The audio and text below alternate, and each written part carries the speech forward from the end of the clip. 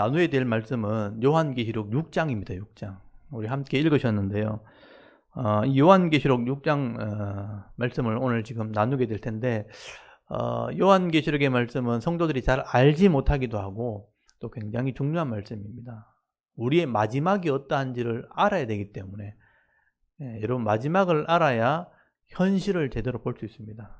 그래서 굉장히 중요하기 때문에 제가 이 말씀을 놓치기 싫어서 계속 이제 연결해서 지금 전하고 있는 겁니다. 오늘도 한번 잘 들어볼 수 있을기 바랍니다. 이 요한계시록 6장에부터는 이제 본격적으로 미래에 대한 이런 일들에 대해서 이제 기록을 하게 됩니다.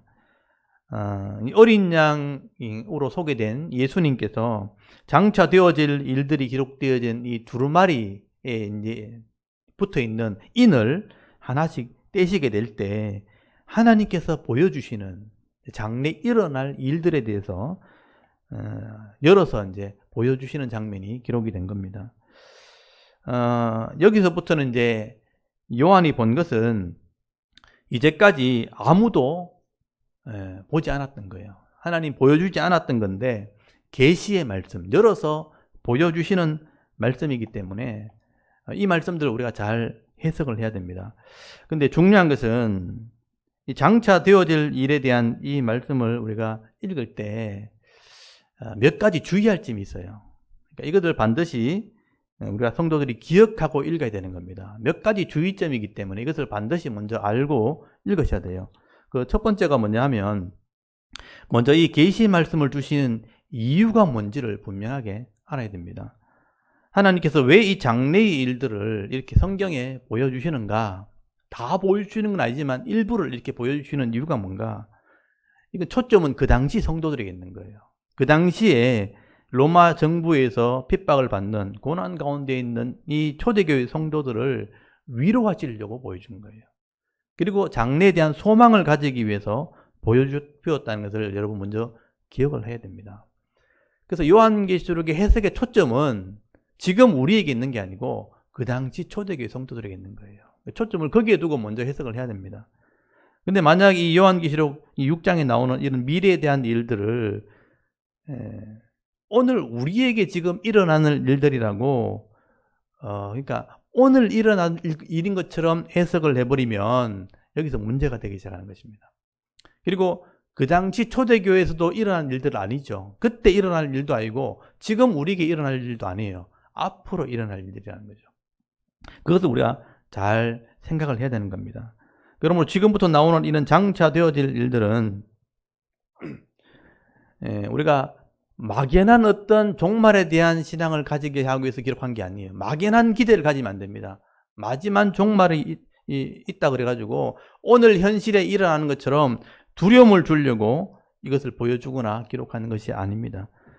왜 기록했냐면 역사 속에, 앞으로 우리가 살아가는 역사 속에 만약에 이 기록된 일들이 일어나게 된다면, 이런 기록된 일들이 일어나면 아하, 이 성경의 말씀이 맞구나, 이제 그 때가 되었구나, 주님 오실 때가 되었구나 하는 바른 믿음을 가지는 게 목적이에요. 지금 이 종말에 대한 막연한 두려움 때문에 지금 현실을 두려워하게 하는 게 목적이 아니라는 거죠. 이런 일이 생겼을 때 이게 사실이구나, 이게 하나님 말씀이 진리구나, 진짜 주님 오시겠구나 하는 바른 믿음이죠. 바른 믿음을 주시려고 이 말씀을 기록했다는 것을 먼저 기억하셔야 됩니다.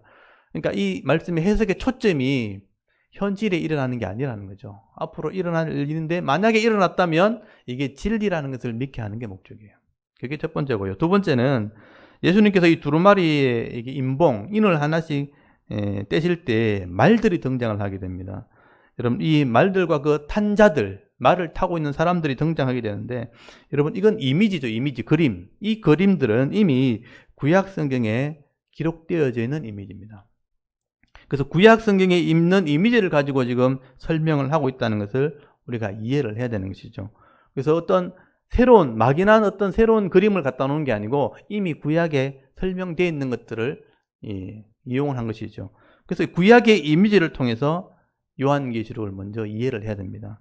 그런데 그렇게 하지 않고 요한계시록의 이미지를, 이거를 현재적인 이미지로 억지로 해석을 해버리면 결국은 하나님의 뜻이 뭔지를 모르게 돼요. 원 뜻을 알지 못하게 되는 것입니다. 그래서 결국 혼란에 빠지게 되는 일들이 벌어지죠.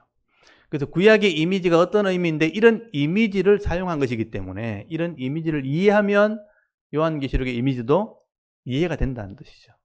그 당시 사람들에게 이해시키려고 하는 것이기 때문에 이것을 현재적인 이미지로 해석해서는 안 된다 하는 게 두 번째고요. 세 번째는 일곱 인이나 이제 일곱 나팔의 어떤 시대가 나오게 될 텐데 이것을 이 요한계시록을 기록할 때 요한이 한 번에 다 기록하지 않았어요. 그래서 이 일곱 인의 시대가 나오고 일곱 나팔의 시대가 나오면 중간에 설명이 필요할 때 삽입 구절을 집어넣게 됩니다. 성도들이 잘 이해하기 어렵기 때문에 일곱 인을 설명하다가 여섯째 인까지만 설명하고 중간에 삽입 구절을 집어넣습니다. 그리고 마지막에 일곱째 인을 설명을 하게 돼요. 나중에 나팔도 마찬가지입니다. 7개의 나팔 시대가 나오는데 4개의 나팔을 먼저 설명하고 그 다음에 삽입 구절을 집어넣고 그 다음에 다시 나머지 3개의 나팔을 설명을 하게 되는 것입니다. 이런 구조를 가지고 있다는 거예요. 근데 이게 무슨 말이냐면 이런 삽입 구절이 있다는 것을 이해하지 못하면 연결해서 읽겠죠. 앞에 만약에 4개의 나팔이 나왔고 삽입 구절이 들어가고 그 다음에 나팔이 나오잖아요. 이걸 연결해버리면 문제가 된다는 거예요. 근데 예전에는 이런 구조를 몰랐기 때문에 그냥 연결해서 다 해석을 했던 거예요. 이게 무슨 말인지 한 개도 모르겠는 거예요. 이걸 설명하는 삽입 구절이고 그 뒤에 다시 연결되어져야 되는데 이 삽입 구절을 이해하지 못하면 달아서 다 이해해버리니까 다 해석을 해버리니까 거기서부터 문제가 발생하게 되는 것입니다. 그래서 요한계시록은 이런 반드시 이 복잡한 구조가 있기 때문에 이런 구조를 먼저 살피고 읽어야 정확하게 그 되어질 일들을 이해할 수 있도록 구조가 되어 있다는 것도 여러분 기억을 하셔야 됩니다. 이제 그런 내용이 나오면 앞으로 제가 차근차근 한 장씩 설명할 때 잘 표시를 하시면 돼요. 이정표를 잘 달아놓으시고 여기까지는 삽입 구절이다. 그러니까 앞에 일어난 일들에 대한 설명, 또 앞으로 나올 일에 대한 설명이 나오고 그 다음에 나오는 거예요. 그러면 누구나 이해할 수 있는 거예요. 근데 그걸 연결하면 절대 이해할 수 없다 하는 것을 유의하셔야 됩니다. 이런 부분들을 잘 이해하고 나서 요한계시록을 보시면 됩니다. 그림을 한번 제가 다시 찍어주시면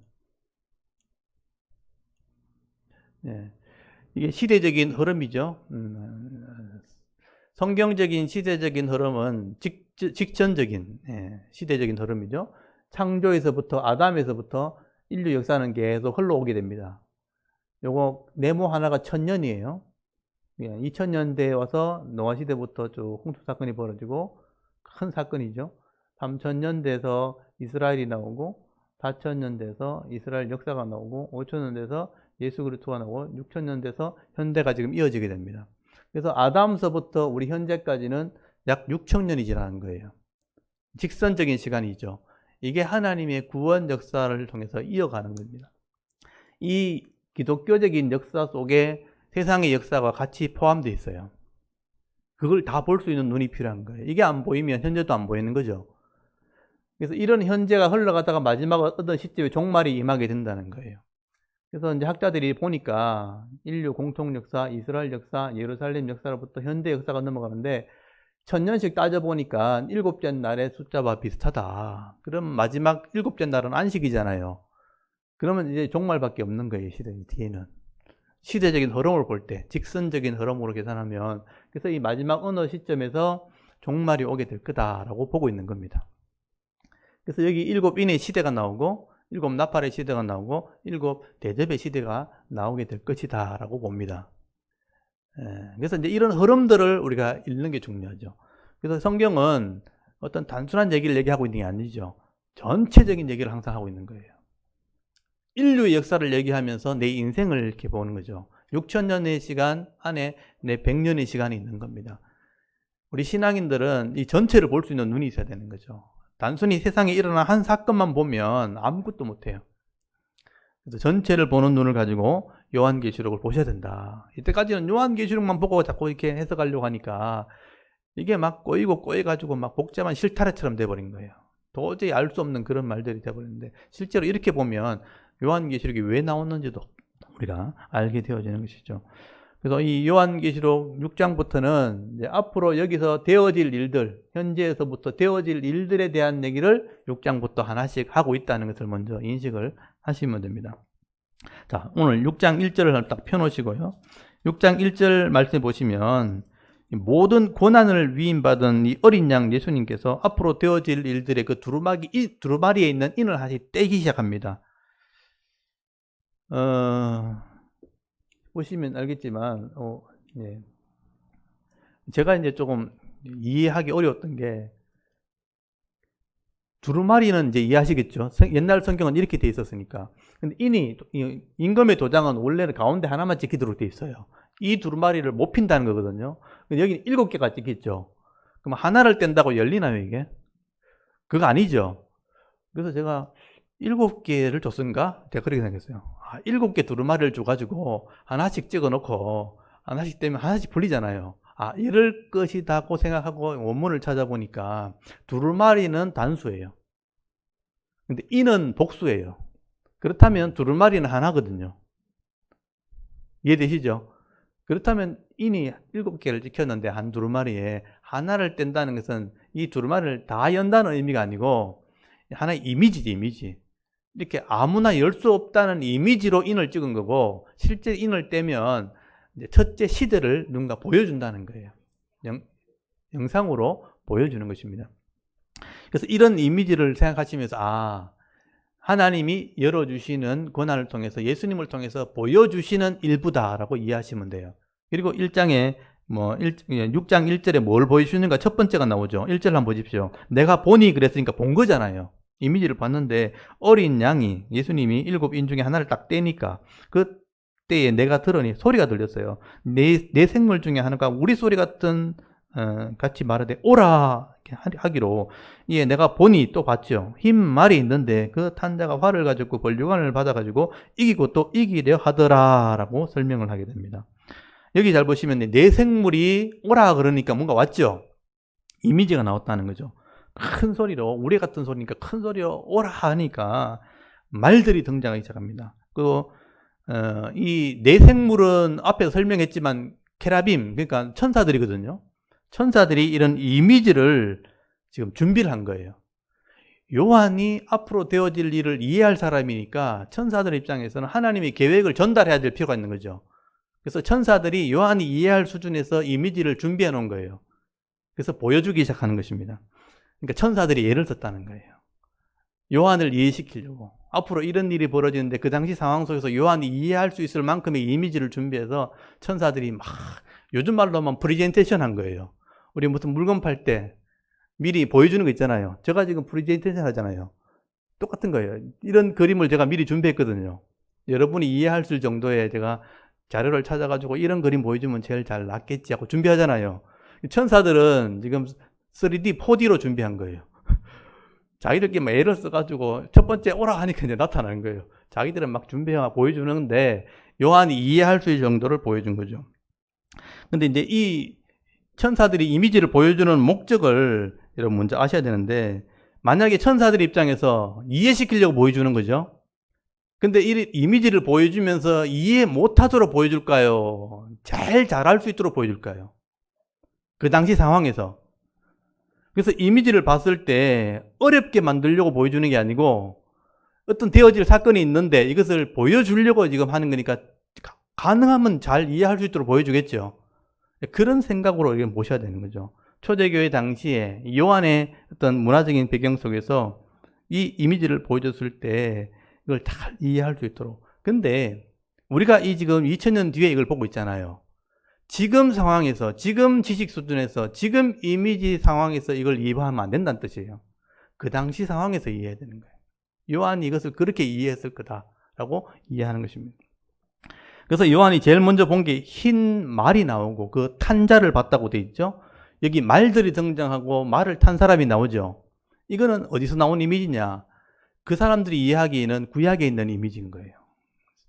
여기 스가랴서 1장에 보면 이 스가랴 선지자가 본 이미지가 있습니다. 여러분 스가랴서 1장을 먼저 한번 펴보십시오. 그러니까 구약을 잘 알고 있어야 되겠죠. 저는 구약을 이렇게 보면서 이런 부분을 이해를 하고 있는 거죠. 아, 요한이 이런 스가랴서를 당연히 알죠, 이 사람들은. 어릴 때부터 이걸 보고 배웠으니까. 스가랴서 1장에 보시면 1장 거기 8절에서 10절까지 스가랴 선지자도 이스라엘이 바벨론 포로에 잡혀갔을 때 나라가 망했단 말이에요. 절망 가운데 있을 때 하나님이 이렇게 회복시켜 줄 거다 하면서 보여준 거예요.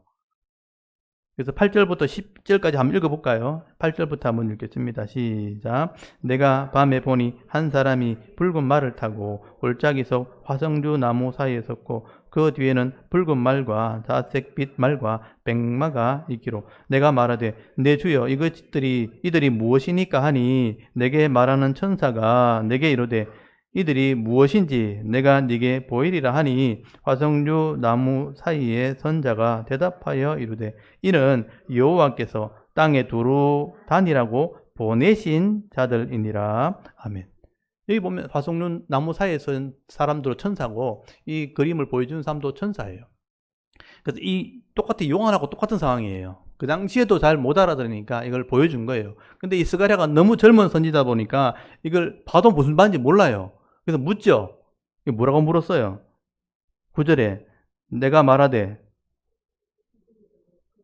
내 주여 이들이 무엇이니까 하고 물었잖아요. 그러니까 이 선지자도 무슨 얘기인지 잘 못 알아들었다는 거예요. 그럼 물으면 돼요. 지금 보여주는 게 무슨 뜻입니까? 이렇게 물으니까 이 천사들이 막 설명을 막 해주는 거예요. 이거는 이런 내용이다. 그때 잘 제대로 준비 못한 거예요, 사실은. 제대로 준비했다면 이해되는데 이해를 못하니까 설명을 막 해주는 장면이 구약에 나와 있는 것입니다.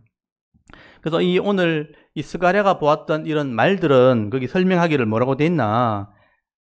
이 땅을 두루 다니면서 살피고 와서 보고하는 내용을 말로 표현했다는 거예요. 그 당시 제일 빠른 게 말이었거든요. 지금은 비행기지만 그 당시엔 말이었다고요.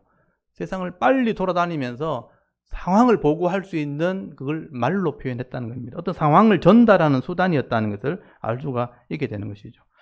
그래서 여러분 요한계시록의 이 부분도 천사들이 미리 준비한 프레젠테이션인데 우리가 잘 못 알아들으면 기록한 사람한테 물어보면 되는 거예요. 이게 무슨 뜻입니까? 여러분 잘 물어보는 게 신앙입니다. 제가 그랬어요. 목사도 알아야 되니까 물어봐야 될 거 아니에요. 여러분도 그건 마찬가지입니다.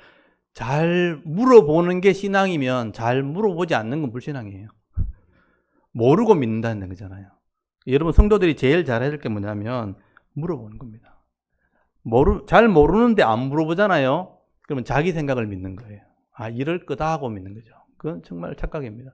그래서 잘 물어보고 정확한 걸 믿어야만 바른 신앙을 가지게 되어 있습니다. 그래서 이 선지자가 이 스가랴 선지자의 배울 점이 뭐냐 하면 내 주여 이것이 무엇이니까 자꾸 물어요. 그럼 천사가 니 그것도 모르나 이렇게 얘기한단 말이에요. 그래서 설명을 해주는 겁니다. 그래서 잘 물어보면서 바르게 아는 것이 중요하다. 이 스가랴 선지자가 물었을 때 뭐라 그러냐면 온 땅을 두루 다니며 하나님께 보고하는 이런 하나님 일꾼들을 또 천사들을 이렇게 말들로 표현한 것이다. 그래서 마찬가지입니다. 그 땅에 일어날 일들을 천사를 통해서 지금 보여주고 있는 것입니다. 그래서 오늘 본문에 흰 말이 나왔고 흰 말을 탄 자가 나오는데 활을 가졌다는 것은 전쟁을 얘기하는 것이고요. 머리에 면류관을 가지고 온 것은 승리한다는 것을 의미하는 거예요. 이건 당연한 이미지입니다. 그래서 이 왕들, 이 면류관을 가진 게 왕이기 때문에 왕들이 이렇게 전쟁하는 모습을 설명하는 것이죠. 그래서 천사들이 나름대로 분장을 하고 열심히 보여준 거예요. 그 당시 요한은 이해했을 것입니다. 한 왕이 이 땅에 있는 나라들을 계속 쳐서 이기려고 했다. 완전히 이긴 건 아닌데 이기려고 했다고 돼 있죠.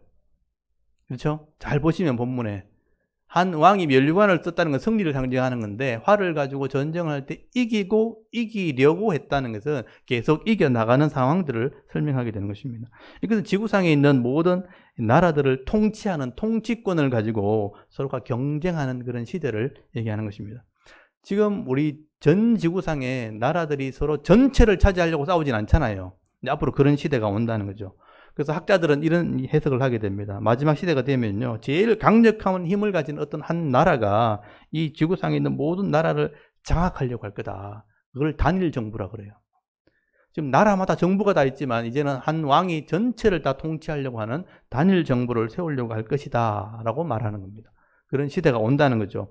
그래서 정치적으로, 경제적으로, 군사적으로 아주 강력한 힘을 가진 한 나라가 그 세력을 가지고 전 세계를 지배하는 때가 반드시 온다. 그래서 이기려고 하는 것이다.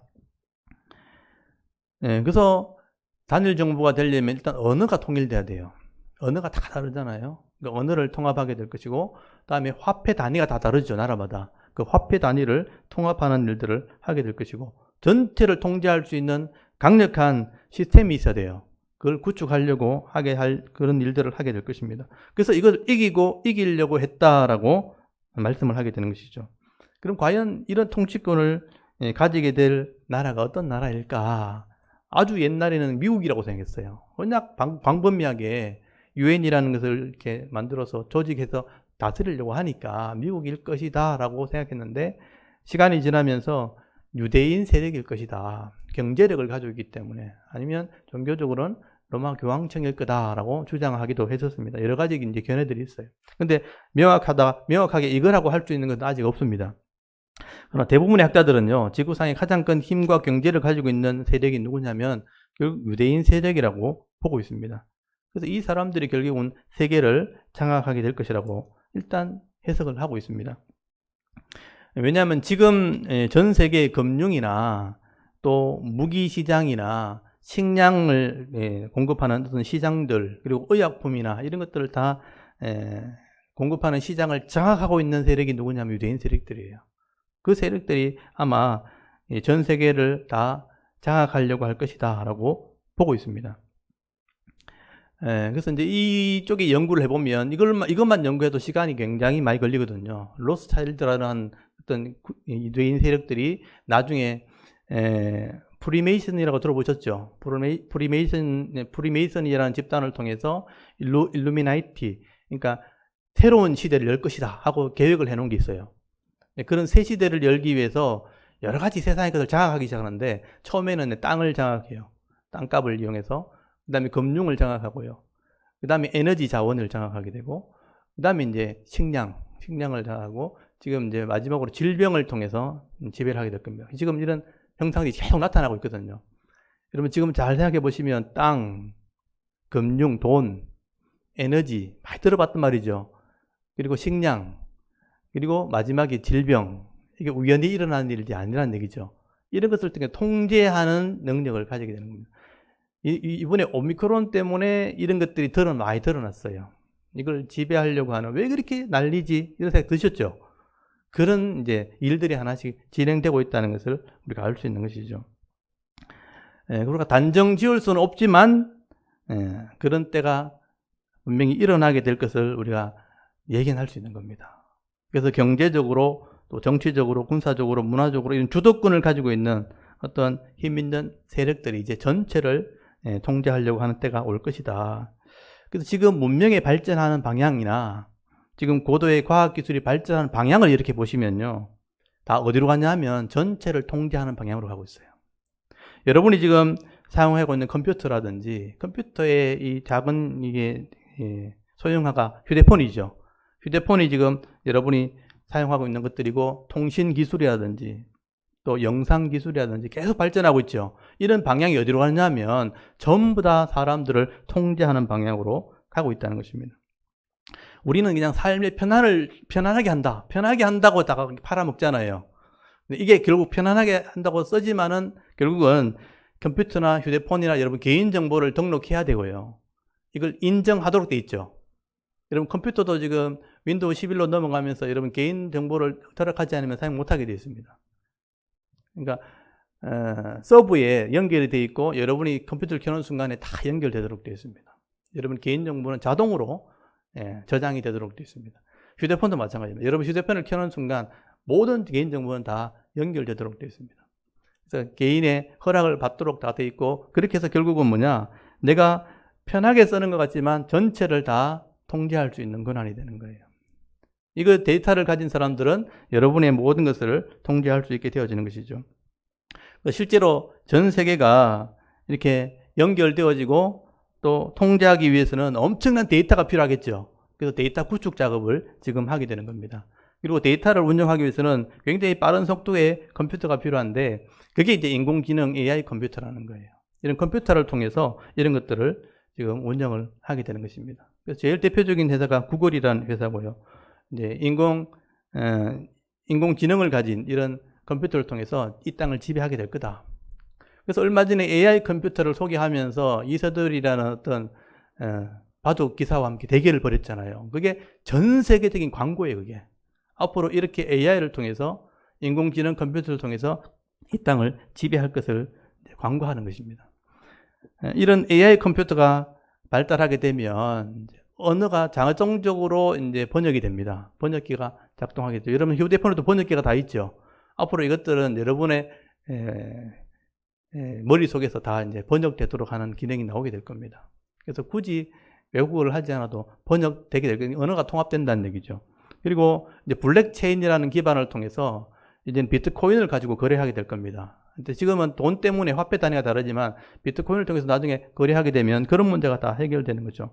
그래서 이제 결제하는 것도 휴대폰으로 지금 결제하고 이제 카드로 결제하고 있지만 나중에는요, 이 데이터가 한계가 있거든요. 그래서 이 데이터가 저장에 한계가 있고 이것을 벗어나면 우리 피부 세포에 있는 DNA에 저장을 하게 될 겁니다. 이 기술이 지금 상용화를 앞두고 있어요. 지금 다 개발된 상태고 이제 DNA에 저장 기술이 있다는 것을 알게 된 거예요. 그래서 이제 DNA에 굳이 뭘 집어넣고 이렇게 하지 않습니다. 그냥 DNA에 이렇게 저장하는 기능이 다 있다는 거예요. 이걸 이용해서 내 데이터를 저장하게 되어지면 이것을 통해서 결제하기도 하고 거래가 이루어지는 시대가 앞으로 오게 될 거예요.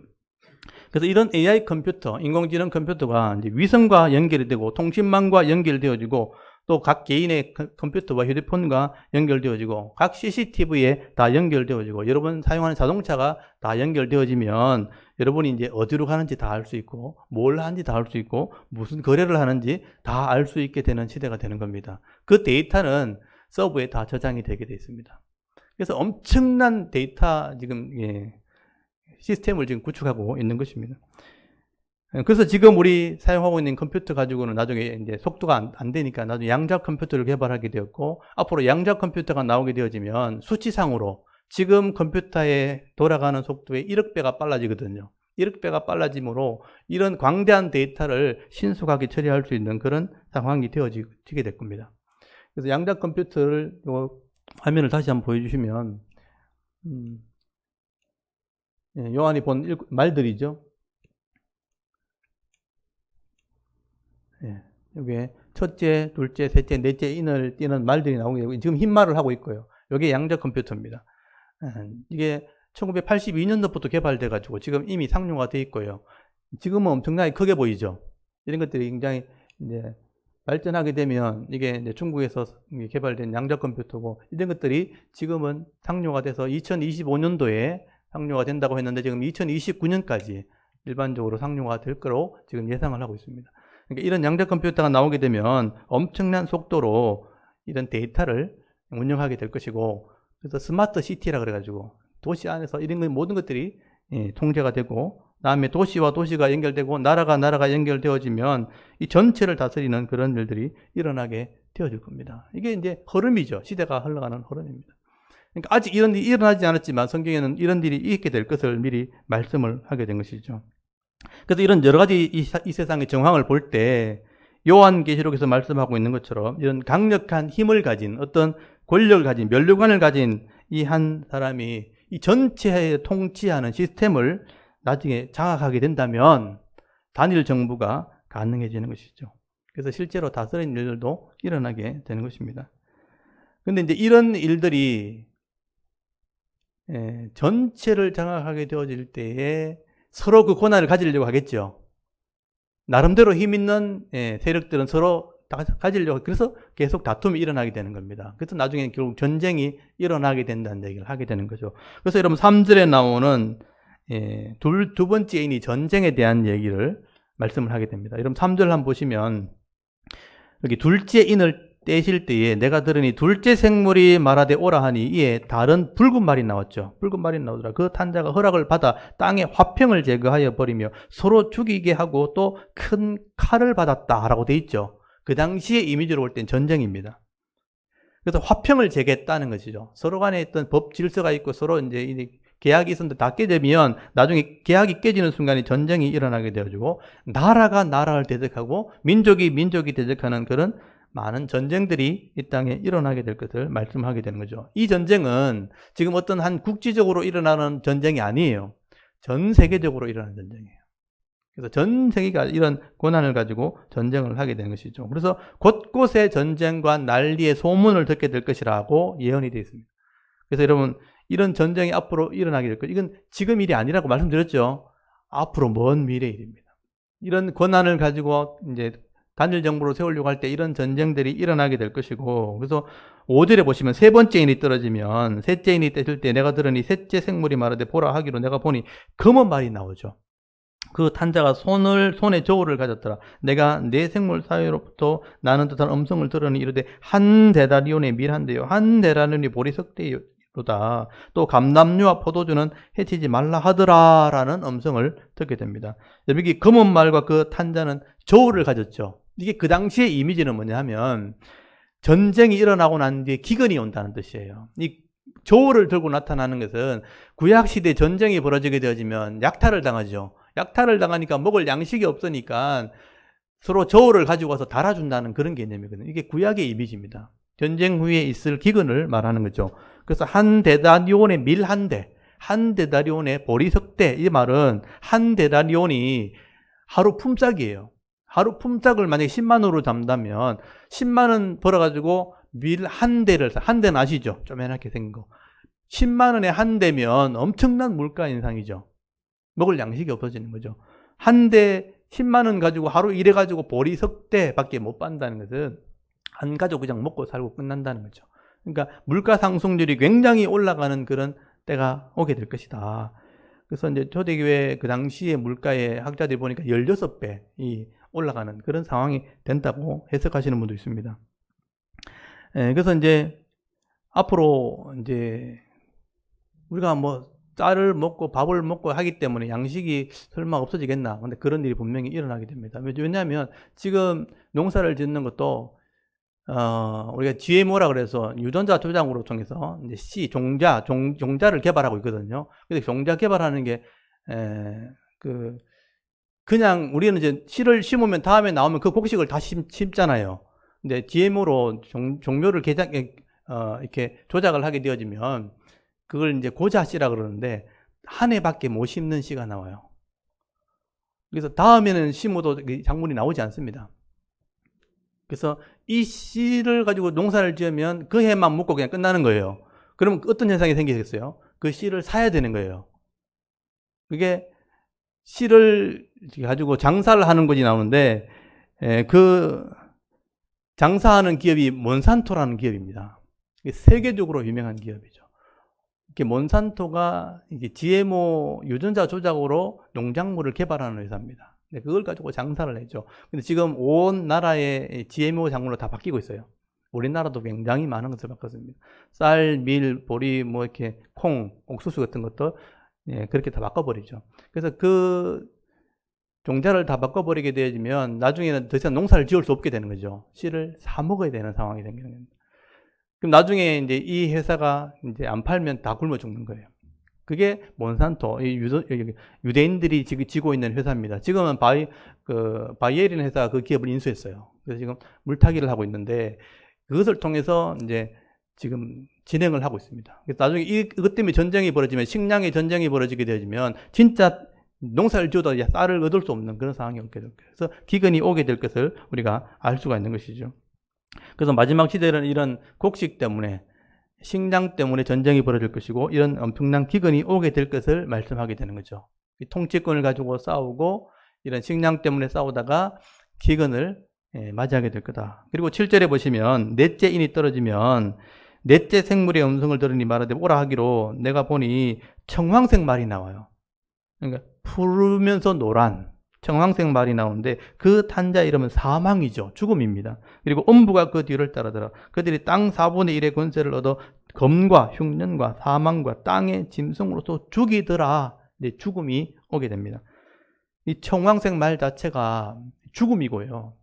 음부가 따라온다는 것은 죽음, 사망을 얘기하는 것이고, 그리고 거기 청황색이라는 색깔 자체가 시체 색깔이거든요, 원래. 죽음이 오게 될 것을 말하기도. 얼마나 많은 사람이 죽게 되는가 그 수치를 써놨는데 땅의 4분의 1이거든요. 땅의 4분의 1. 그래서 칼은 전쟁을 말하고요. 여기고 흉년은 기근을 말하고요. 그 다음에 사망. 사망은 이제 사망이라고 되어 있지만 온역이나 전염병을 얘기하는 겁니다. 온역이나 전염병을 통해서 땅의 짐승들은 세상의 왕을 말해요. 이 전체를 지금 통합하고 있는 거죠. 그래서 전쟁을 통해서 흉년을 통해서 이런 온역이나 전염병을 통해서 사람이 죽어나가는데 땅의 4분의 1이 죽게 될 것이다. 그래서 이 지구의 60억을 기준으로 삼으면 4분의 1이면 15억입니다. 15억. 15억이나 되는 사람이 죽게 되는 일이 이 땅에 벌어지게 될 것이다. 이때까지 전쟁을 통해서든 재난을 통해서든 이렇게 많이 한목에 죽은 적은 한 번도 없어요. 근데 앞으로 이런 일이 벌어지게 되는 거죠. 왜 이렇게 기록해 놨느냐? 여러분, 이런 일이 딱 벌어졌을 때, 이 성경의 말이 맞구나 하는 것을 알게 되는 거예요. 이게 하나의 사건이죠. 이게 진짜 종말이 시작되어 있구나. 여러분, 이런 일이 생길 때 우리가 인식을 하게 되는 거예요. 진짜 하나님 말씀대로 되는구나. 그래서 여러분, 예수님께서도 마태, 마가, 누가에 보면 계시록이 다 있어요. 이건 요한의 계시록이죠. 그래서 마태 계시록에 보면 이런 일이 있게 될 것을 이제 요약해서 기록해 놓은 거예요. 여러분, 마태복음 24장 한번 펴보세요. 마태복음 24장.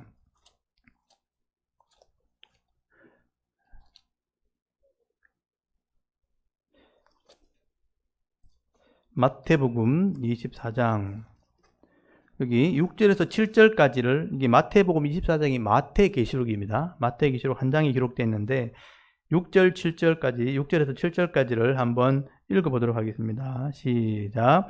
난리와 난리 소문을 듣겠으나 너희는 삼가 두려워하지 말라. 이런 일이 있어야 하되 아직 끝은 아니니라. 민족이 민족을, 나라가 나라를 대적하여 일어나겠고 곳곳에 기근과 지진이 있으리니. 아멘. 여기 보면 똑같은 얘기죠. 아까 4분의 1이 죽는다는 일이 벌어질 때 나라와 민족이 이렇게 대적하는 일이 벌어지고 기근도 있고 지진도 있게 될 거다. 근데 여기 이게 끝이 아니다 하는 게 중요한 거예요. 끝이 아니다. 이게 시작이에요, 사실은요. 그래서 두려워하지 말라. 이런 일이 벌어졌다고 세상 끝나는 것처럼 생각하지 말아라는 얘기죠. 이게 성경이 지금 얘기하고 있는 것입니다. 이런 일이 종말이 아닙니다. 전쟁이 벌어지고 양식이 끊어지고 막 사람들이 15억씩 막 죽는 일이 벌어지고 재난이 일어나도 이건 끝이 아니에요. 이제 종말이 시작되는구나 이거요. 그래서 그것 때문에 두려워하지 말라. 이게 핵심입니다. 그것 때문에 두려워하지 말라라고 말씀합니다. 그래서 우리가 지금 이 시대에 무슨 일이 벌어졌다 그래가지고 종말이 온다고 주장하는 사람이 있으면 성경적이지 않다는 걸 아셔야 돼요. 이게 하나의 신호예요. 지금 엄청난 전쟁이 벌어지고 뭐 기근이 생겼을 때 이제 끝났다라고 주장하는 사람 나오면 그거 잘못된 겁니다. 끝이 아니라고 분명히 돼 있죠. 그게 중요한 거예요. 지금 엄청난 일이 벌어져도 지금 끝이 아니라는 것입니다. 아직 그게 남아있는 것이죠. 그래서 여러분, 적어도 이런 전쟁과 죽음이 있을 때 우리가 어떤 생각을 했냐, 이제 종말이 시작되려는구나 하고 생각하셔야 되는 것입니다. 그래서 그런 일이 벌어졌을 때 종말을 준비하는 게 아니고 아직 끝이 아니니까 현실에 충실을 해야 되는 것이죠. 여기서 미혹된다는 말이에요. 그 미혹되면 안 되는 거죠. 현실의 어떤 재앙 가지고 제가 해야 될 일을 못하게 하는 게 미혹되는 겁니다. 그래서 현실에 충실해야 된다. 그리고 이제 9절에 보시면 5째 인이 떨어지면 하늘에 있는 모습을 잠깐 보여줍니다. 여러분 9절 보시면 5째 인을 떼실 때 내가 보니 하나님의 말씀과 그들이 가진 증거로 말미암아 죽임을 당한 영혼들이 제단 아래에 있어 큰 소리로 불러 이르되 거룩하고 참되신 대주제여 땅에 거하는 자들을 심판하여 그랬죠. 우리 피를 갚아주지 아니하시길 어느 때까지 하려 하시나이까. 하늘에 있는 영혼들이 하나님께 호소하는 장면입니다. 여기 하나님 말씀과 그들이 가진 증거로 죽임당했다는 것은 순교자를 말하는 거예요. 각 시대의 순교자들이 하나님께 호소하는 겁니다. 하나님 보좌 앞에 나가지고 내 핏값을 하나님 갚아주십시오. 내 원수를 하나님 갚아주십시오. 하고 이 땅을 심판해달라, 신원한다, 요구한다는 것입니다. 그래서 우리를 위해서 이 악한 자들을 하나님 심판하십시오라고 요청할 때 하나님 뭐라고 그러시냐면 11절이 중요해요. 각각 그들에게 흰 두루마기를 주시며 이르되 아직 잠시 동안 쉬되 그들의 동무종들과 형제들도 자기처럼 죽임을 당하여 그 수가 차기까지 하라 하시더라. 아직 때가 안 됐다는 거예요. 결론적으로 말하면 기다리라. 아직 때가 되지 않았다. 여러분 순교자들은 보시면 거룩함을 상징하는 흰 두루마기를 입히시죠. 너희들은 믿음을 지켰으니까 순교했으니까 거룩한 두루마리를 입혀주시는데 안식해라. 지금 좀 쉬어라. 그리고 세상은 아직 때가 안 되었다. 지금은 악하지만 심판할 때는 안 되었다 하는 얘기를 하게 되는 거예요. 그리고 아직 돌아올 사람이 더 있어요. 아직 돌아올 사람이 있기 때문에 한 사람도 돌아오지 않을 때가 돼야 되죠. 더 이상 돌아올 사람이 없을 때까지 너희들은 잠시 쉬어라. 아직 순교자가 더 나와야 된다. 그 수가 차야 된다라고 말씀을 합니다. 그래서 순교자의 수가 차기까지 더 이상 돌아올 사람이 없을 때까지 너희는 기다리라. 그때가 될 때 하나님이 심판할 거다. 그런 메시지를 전하고 난 뒤에 12절에 보면 6째 인이 떨어지게 됩니다. 내가 보니 6째 인을 떼실 때 큰 지진이 나며 해가 검은 털로 짠 상복같이 검어지고 달은 온통 피같이 되며 하늘의 별들이 무화과 나무가 큰 태풍에 흔들려 설익은 열매가 떨어지는 같이 땅에 떨어지며 하늘은 두루마리가 말리는 같이 떠나가고 사라진다는 뜻이에요. 사라지고 각 산과 섬이 제자리에서 옮겨지매라고 말씀을 합니다. 큰 재난이 일어나게 되는 겁니다. 이런 재난은 이때까지 한 번도 없었어요. 엄청난 재난이 일어나는데 이거는 전체에 대한 재난이에요. 해가 검어졌다. 빛이 없어지는 겁니다. 태양이 핏빛처럼 돼버렸다. 어떤 피어오는 연기에 가려져가지고 핏빛처럼 보이게 되는 것이죠. 이 태양계 전체의 궤도에 문제가 생기게 되어질 때 이 지구 밖에 있는 해성들이 땅에 떨어지는 일들이 벌어지게 되는 것입니다. 이건 이제 과학자들이 이미 다 알고 있습니다. 언젠가는 해성이 떨어질 것이라는 것을 알고 있죠. 그래서 많은 영화에 보면 이런 주제로 영화를 만들게 되죠. 실제로 아무 일 없는데 그런 영화를 만들 리가 없죠. 앞으로 이런 일이 일어나게 될 것을 과학자들은 예상을 하고 있는 겁니다. 그래서 나름대로 무슨 핵무기를 만들어서 로켓 타고 가서 폭파시킨다 그러고 이렇게 하죠. 그렇게 해서 될 문제는 아니에요. 그런 일이 분명히 벌어지긴 하는데 우리 인간의 힘으로는 해결할 수 없는 것들입니다. 만약에 이 해성들이 땅에 떨어진다면 소행성 때에 있는 해성들이 떨어지는 건데 지금 보시면 우리 다음 장을 한번 보여주시면 소행성 때 보이죠. 지난번에도 보여드렸었는데 이게 태양이고 이게 수, 금, 지, 이게 지구입니다. 화, 그 다음에 목성이죠. 목, 토, 천, 해, 이런 천왕성, 토왕성, 토성인데 요 화성과 목성 사이에 별이 깨어져서 부서진 바위들이 돌고 있거든요. 이걸 소행성대라 그래요. 실제 존재하는 거고요.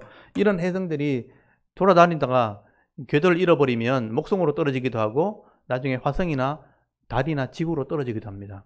근데 이제 때가 되어지면 이런 것들이 자기 궤도를 가지고 돌다가 서로 부딪힌다든지 하면 서로 궤도를 잃어버리거든요. 그러면 어느 쪽으로는 튄단 말이에요. 그러면 지구로 떨어지게 되는 일이 벌어지죠. 근데 여기 보면 태풍에 과일이 떨어지는 것처럼 했으니까 여러분 태풍 오면 무슨 배나 사과, 태풍이 막 다 떨어지잖아요. 그만큼 떨어진다는 얘기는 한두 개가 아니란 얘기죠. 엄청난 해성들이 여기 딱 떨어지면 바다에 떨어지면 해일이 일겠죠. 그래서 그런 영화에 그런 내용이 나오는 거죠. 해일이 일어나면 모든 연기와 이렇게 안개들이 지구를 다 덮게 됩니다. 이 구름들이 다 덮게 되는 거죠. 핵폭발, 수소폭발에 몇억 배가 되는 폭발이 일어나기 때문에 이 지구 전체는 대기권의 먼지로 다 감싸지게 될 겁니다. 그런 일이 벌어진다는 거죠. 만약에 그렇게 된다면 이 땅의 기반 시설은 다 없어지는 거예요. 통신시설, 무슨 컴퓨터 이게 다 소용없게 된다는 얘기예요. 끝나는 겁니다. 사실은 아무리 준비해놔도 사실은 다 끝나는 겁니다. 하나님께서 이런 해성들을 준비하셨고 그걸 땅에 떨어지게 한다면 그때가 된다면 이 땅에 있는 대부분의 많은 것들은 파괴되어지게 될 것입니다. 땅들이 옮겨지고 섬들이 땅을 옮긴다 그러잖아요. 그때 이런 권력을 가진 사람, 통치하는 사람들, 장사하는 사람들, 힘 있는 사람들 아무 소용없는 거예요. 그래서 오늘 본문에 보시면 15절 한번 보십시오. 15절에 보시면 땅의 임금들이나 왕족들과 장군들과 부자들과 강한 자들과 모든 종과 자위인들이 굴과 산들의 바위 틈에 숨어서 산들과 바위에게 말하되 우리 위에 떨어져 보좌에 앉으신 이 얼굴에서와 어린 양의 진노에서 우리를 가리라 하는 일들이 일어나게 될 것이다 라고 말씀을 하게 되는 것입니다. 근데 중요한 것은요, 이게 종말이 아니라는 거예요. 우리 이렇게 되면 종말인 줄 알죠? 혜성이 떨어지면 뭐 지구가 다 끝날 줄 알죠? 아니요. 이게 종말의 시작이에요. 그게 중요한 것입니다. 이렇게 하나님께서 지구를 흔들 만큼 별들을 땅에 떨어지게 하셔서 사람들이 감당하지 못하는 어떤 재앙들이 막 닥치게 하는 이유가 뭐냐면요. 정신 차리라는 거예요. 이제부터 이제 시작이다. 그러니까 이런 일이 벌어지면 도저히 부인할 수 없는 일이 벌어져요. 성경이 진짜구나. 이제 우리 말로 해도 안 믿잖아요, 지금. 종말이 있을 거다. 근데 이런 일이 벌어지면 사실일 수도 있겠구나 하는 생각이 들겠죠. 그래서 조금이라도 신앙이 있는 사람은 돌아오는 거예요. 이게 하나의 증거예요. 이게 종말이 아니라는 걸 제일 중요하고요. 이렇게 되면 조금 정신을 차리는 사람은 돌아온다는 거예요. 하나님이 이렇게 혜성을 때려서 이렇게 환경을 한번 바꾸시는 이유는 마지막 기회에 돌아오라 하면 신호를 주시는 것이라고 보시면 되는 것입니다. 그래서 이제 이때 만약에 다 돌아온다면 성도들이죠. 성도들 중에 대충 믿다가 그냥 그렇게 하다가 진짜네 하고 돌아온다면 그때 하나님 마지막에 표시를 하는 거예요.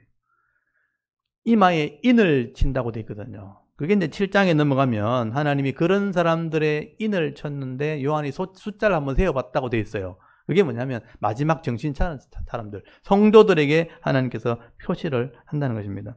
그래서 이제 다음 주에 제가 말씀 나누고 있지만 다음 주는 힘들 것 같고 다음 주 부활주일이니까 부활절 제가 설교를 해야 될 것 같고요. 그 다음 주에 제가 말씀을 나눌 텐데 7장에 넘어가면 이제 그런 깨어난 성도들은 하나님 백성이니까 표시를 한다는 겁니다. 표시를 하는 장면이 기록된 것이죠. 그래서 이렇게 마지막에 이 혜성이 떨어지는 것으로 종말이 아니다는 걸 먼저 인식하셔야 돼요. 하나님은 아무렇게나 이렇게 심판하지 않는다는 것입니다. 그래서 자기 백성은 일단 다 돌아오게 해요. 말로 해도 안 되니까 이제 상황을 보고 돌아오게 하는데, 그리고 불신자 남았잖아요. 그 불신자도 마지막에 돌아올 길을 한 번 더 줍니다. 그게 뒤에 또 나와요. 불신자에게 마지막 굉장히 큰 고통을 줘가지고 한번 돌아오게 만들어요. 근데 더 이상 돌아올 사람이 없어요. 아무리 무슨 일이 벌어져도 이제 더 이상 돌아올 사람이 없어요. 그럼 어떻게 하겠어요? 그때 심판하는 거예요. 그러니까 이런 재앙이 일어나는 것은 성도를 깨우는 겁니다. 이게 여러 곳에 지금 기록되어 있어요. 요한계시록만 기록된 게 아니고 여러 곳에 기록되어 있어요. 이런 일이 벌어지면 돌아와라. 근데 혜성이 떨어질 일을 하지 않겠잖아요. 그러니까 지금은 그런 고민할 필요 없고요. 그런 일이 생기면 돌아오라. 봐라. 하나님 말씀대로 됐잖아. 이렇게 되잖아요. 그리고 마지막 불신자들 마지막 깨워서 한번 돌아오게 하고 났는데 더 이상 돌아올 사람이 없다면 하나님께서는 이제 마지막으로 심판하게 되는데 그게 진짜 종말입니다. 그건 한참 뒤에 일어날 일이죠. 그래서 오늘 17절 마지막 절에 보시면 마지막 종말이 오면 견딜 자가 있겠는가? 그들의 진노의 큰 날이 이르렀으니 누가 능히 서리요? 혜성이 떨어지는 건 종말의 시작이에요. 이제 진짜 진노가 임하게 될 텐데 진노의 큰 날이 앞으로 올 텐데 그땐 아무도 서지 못하게 될 거다. 마지막 종말이 진짜 남아있는 거다라고 기록을 하게 되는 것이죠. 요한은 이렇게 당시 초대교회 성도들에게 앞으로 일어나게 될 일에 대해서 이렇게 종말이 오고 주님이 오셔야지 끝나는 거다 하는 것을 설명하려고 이걸 보여준 거예요. 그 당시 성도는 이걸 이해할 것입니다. 그런데 요한이 이걸 기록하고 난 뒤에도 2000년이 지금 지났다는 말이에요. 아직 안 왔죠. 그러니까 아직 언제 올지 아직 우리는 알지 못하는 것입니다. 아직 멀었다는 거죠. 그 얘기는 이런 일이 지금 제가 이때까지 말했던 첫째 인에서부터 지금 여섯째인까지 얘기했는데 아무것도 안 일어났죠. 단일 정부도 안 생겼죠. 그렇다면 아직 안 일어난 뜻이에요. 근데 성급하게 종말이 왔다고 얘기하는 사람들 절대로 미혹되면 안 됩니다. 아직 멀었다는 거예요. 그래서 이런 종말에 대한 두려움을 가지지 말고 지금 여러분이 해야 될 일 열심히 해야 되는 겁니다. 그래서 종말에 대한 신앙이 뭐냐면 미래를 준비하는 게 아니고 지금 내 삶을 열심히 사는 게 종말론 신앙이에요. 착각하시면 안 됩니다. 그래서 저는 기독교 안에서도 그렇고 종말론 가지고 사람을 두렵게 만드는 거는 정말 불신앙이 잘못된 겁니다. 아직 이런 징조 일어나는 거 한 개도 없습니다. 근데 이런 일이 있다는 건 알고 있어야 되는 거예요.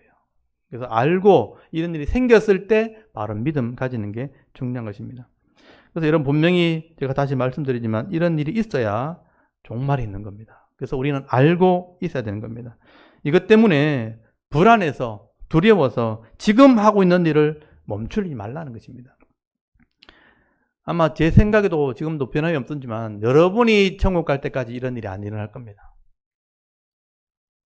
제가 생각해봐 아무리 계산을 해봐도 제가 천국 갈 때까지는 이런 일이 벌어지지 않을 겁니다. 첫째인도 생기지 않을 겁니다. 그렇다면 이것 때문에 두려워할 이유 없죠. 그래서 두려워하지 말라는 거예요. 이것 때문에는 두려워하지 말라. 그래서 우리가 해야 될 일이 뭔가? 하나님의 이런 계획을 우리가 아는 자가 되었다면 지금 하나님 말씀에 순종하는 그런 삶을 우리가 최선을 다해서 살아야 되는 것입니다. 하나님께서 이 종말의 모습을 우리에게 보여주신 이유는 현재를 포기하라고 보여주는 게 아니고 현재에 더 충실하라고 보여주셨다는 것을 여러분 꼭 기억할 수 있기를 바랍니다. 그래서 거짓 선지자들, 잘못된 종말론자들, 잘못된 요한계시록을 해석하는 사람들, 여러분 목사라고 다 믿으면 안 됩니다, 여러분. 제가 목사를 비난하는 게 아니고요. 잘못된 해석이 있다는 걸 말씀드리는 거예요. 그래서 이런 잘못된 지식을 가지고 전하는 사람이 있다면 절대로 여러분 미혹되지 마십시오. 겁을 줘도 믿지 마십시오. 겁내라고 이 말씀을 기록한 게 아닌 것입니다. 절대로 두려워하거나 흔들리지 마시고요. 우리가 이런 종말론을 대하면서 과연 정말 어떤 삶을 살아야 되는가? 여러분 고린도전서 15장 58절 마지막으로 한번 펴보겠습니다. 사도 바울이 종말론을 얘기할 때마다 늘 이렇게 했던 말씀인데 여러분 한번 읽어보십시오. 고린도전서 15장 58절